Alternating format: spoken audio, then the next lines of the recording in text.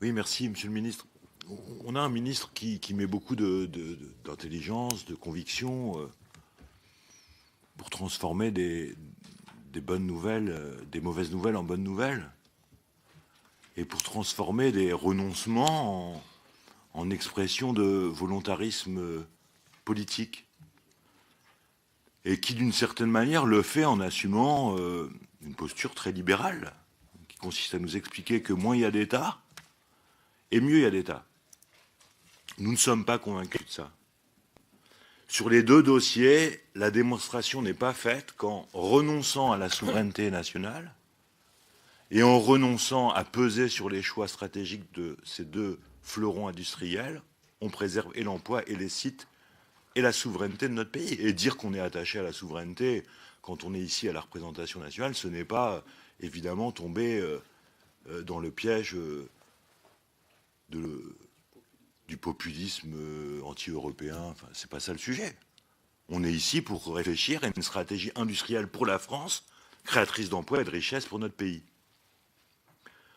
Fabien Roussel a parlé d'Alstom Siemens. J'aurais pu développer sur le fleuron, sur l'absence de filière éolienne, avec Siemens qui se préoccupe aussi de ce secteur-là désormais au détriment de la France, mais le temps manque.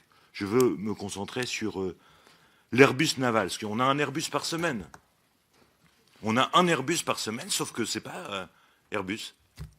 Comment nous expliquer que les villes, les territoires, Saint-Nazaire et Lorient ne seront pas en concurrence les uns avec les autres? Comment nous garantir que les pays ne seront pas en concurrence les uns avec les autres?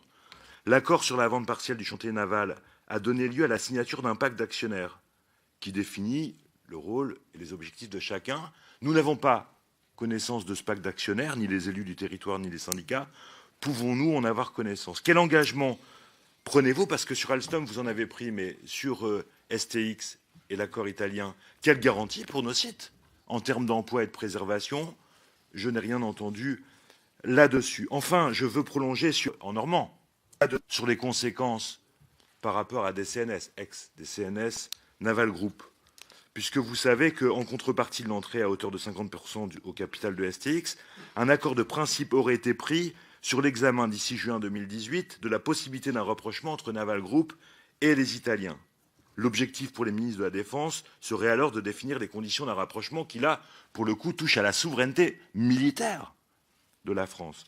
Dans un secteur où la concurrence reste rude au niveau européen, avec l'allemand, TKMS, les britanniques, BAE, sur les bâtiments de surface, frégates, corvettes, sur les sous-marins avec les Néerlandais ou les Espagnols, le risque est grand que ce rapprochement ne donne là aussi l'occasion à l'État français de continuer sa politique de renoncement productif.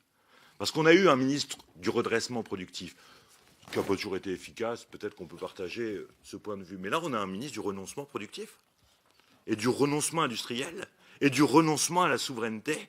Et moi, ça me préoccupe pour les territoires dont nous sommes l'émanation. Merci. Pour terminer, non,